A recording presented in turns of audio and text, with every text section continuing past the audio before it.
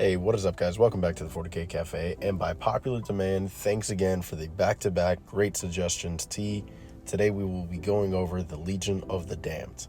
So the Legion of the Damned, much like many things in 40K, is a legion that is clad in mystery.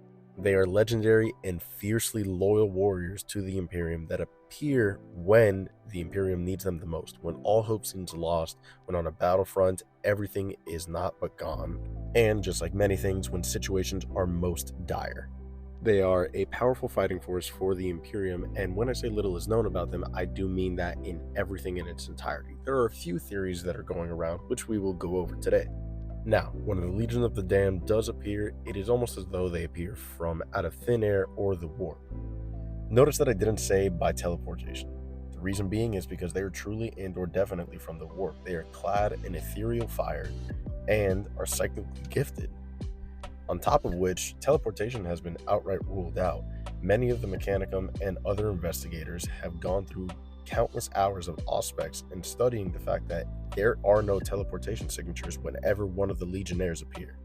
Besides fighting in complete and utter silence, which is absolutely terrifying when you really think about it, these massive Legionnaires clad in bone and ethereal fire appearing and not making a sound shivers down my spine.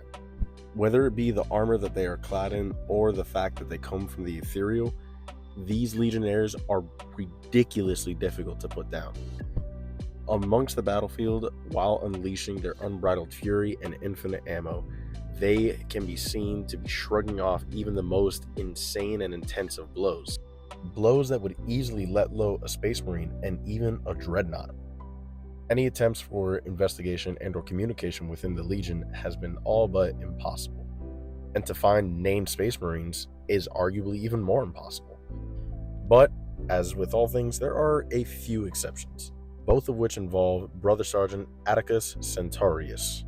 He is arguably one of the most important Legionnaires of the Damned, and has been counted to somewhat communicate with the Imperium.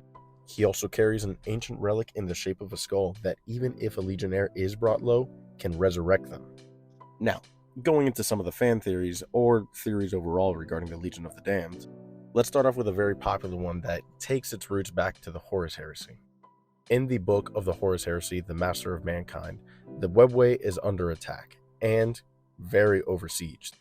In the midst of battle, when the Custodes and the Sisters of Silence can pretty much chalk it up to all seems lost, the Emperor appears and manifests an army of ethereal fire, led by what is described to be, or at the very least heavily hinted at, it is technically never confirmed to be, the headless body of Ferrus Manus.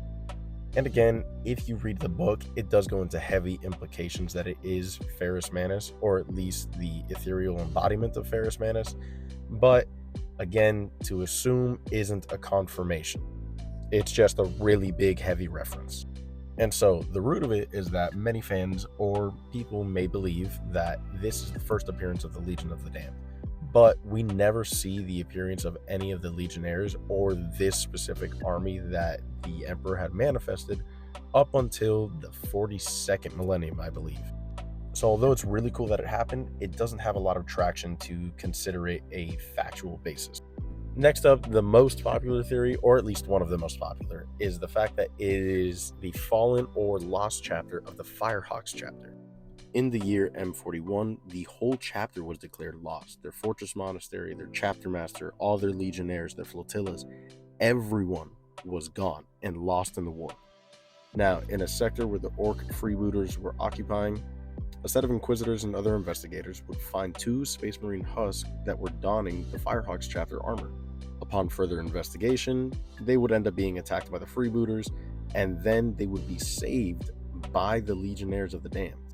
This time, they would leave evidence of their presence behind, and would leave a banner, which in High Gothic read, for the Emperor even beyond the point of death. The last theory that I also enjoy is the fact that the Legion of the Damned is composed of actual real Legionnaires that when they passed in the material plane, still had enough righteous fury that they wanted to continue fighting for the Emperor, so they manifested in the warp. Obviously though, this one doesn't have a lot of hard evidence behind it, so it's kind of hard to back up. Nonetheless, the Legion of the Damned is an incredible fighting force for the Imperium, and their aesthetics are super freaking cool. I can't wait till they come out with more lore involving them. And with that being said, I hope you guys like this video. Let me know what you want to hear next in the comments below, and follow for more.